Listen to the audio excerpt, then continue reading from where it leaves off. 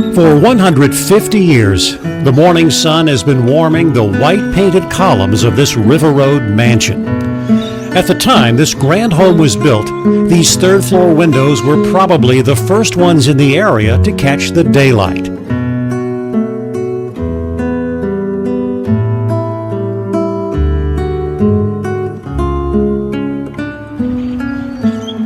This high gallery has a commanding view of the Mississippi River.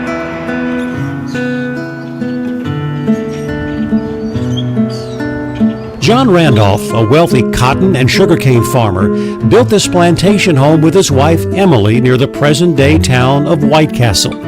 Randolph named his home Nottoway. John was born in Nottoway County, Virginia, around the Nottoway River, so he named this place after his birthplace so that he could always remember where he came from. Nottoway was built on a majestic scale. The house has 64 rooms. Its size is estimated at more than 50,000 square feet. That's nearly the size of a football field compressed into a three-story house. John Randolph's Nottoway is the largest surviving antebellum home in the southern United States. Not only did he want to show off his wealth, but he had a large family, 11 children, 7 girls and 4 boys. So he wanted a place to entertain and for them to grow up very lavishly.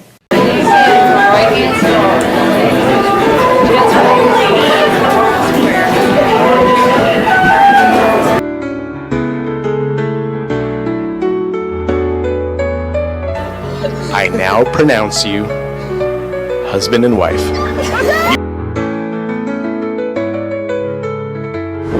The fire took a serious toll on the Nottoway Plantation house. The day after a fire destroyed the Nottoway Plantation house, how the fire started remains under investigation. It's a day that we were always afraid of.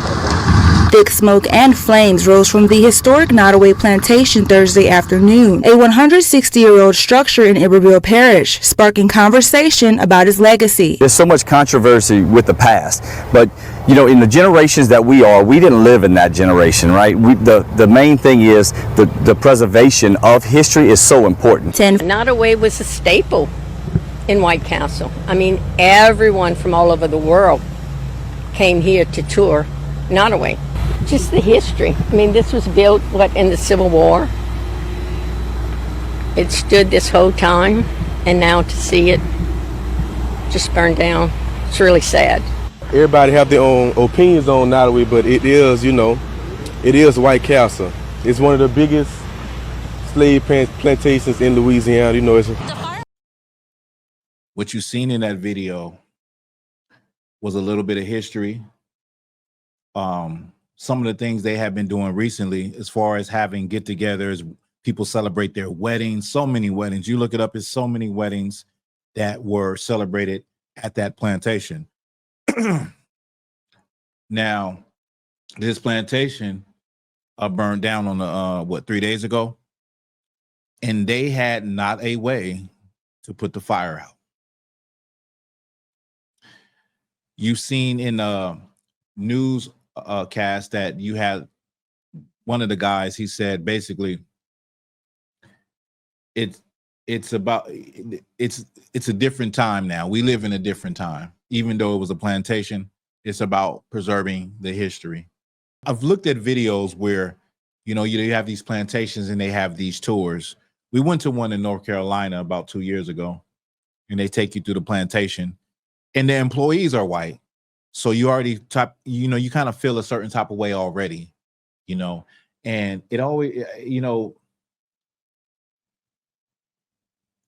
I guess it's like we can't understand how they could be sad over this build of a plantation being destroyed. And there's so many terrible, bad memories there. Now, the Nottoway home, it was built, it was a Greek style, also Italian style architecture. It was built by slaves. The slaves built that plantation. What they conveniently don't show you on any of the videos that I looked at, I've looked at about 40 different videos. and only one of them actually showed you the slave quarters where the slaves actually stayed. Many Black people are, celebrating, which I understand. Many Black people are happy. It is a symbol of oppression, of slavery, of degradation, of rape, robbery, and murder of our people. But now in this time period, we got a lot of things that we have to work on within our community. But I want to read a little bit from a narrative from a Louisiana slave. So this is the narrative of Mary Reynolds, enslaved in Louisiana, 1832 to 1865, right? Mary says slavery was the worst days was ever seen in the world. It was the worst days she ever saw in the world. They was things past telling, but I got scars on my old body to show to this day. I seed worse than what happened to me. I see them put men and women in the stock with their hands screwed down through holes in the board and they feet tied together and they naked behinds to the world. Solomon, the overseer, beat them with a big whip and Massa looked on. The niggas better not stop in the fields when they hear them yelling. They cut the flesh most to the bones. And some they was when they taken them out of the stock and put them in the beds, they never got up again. Meaning after getting a beating and getting a whipping, they died. The conch shell, a conch shell is like a shell you blow. The conch shell blowed before daylight, and all hands better get out and roll call, or Solomon bust down the door and get them out. It was work hard, get beaten, and half fed. They brung the victuals and water to the fields on a slide pulled by an old mule.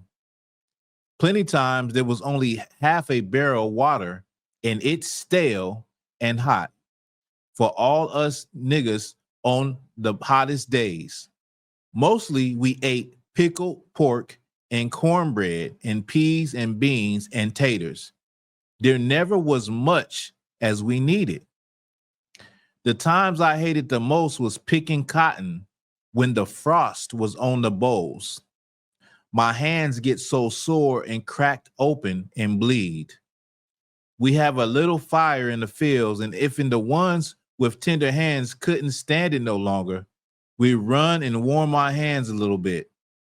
When I could steal a tater, I used to slip in the ashes, and when I run to the fire, I take it out and eat it on the sly. That's the experience of Mary Reynolds, who was a slave in Louisiana, where Nottoway Plantation is located and burnt down now. But that was the experience of one of our foremothers. And she said, man, when it was cold, her fingers would crack open and bleed picking cotton. She said it was the worst times she had ever seen. And slaves like her built Nottoway Plantation.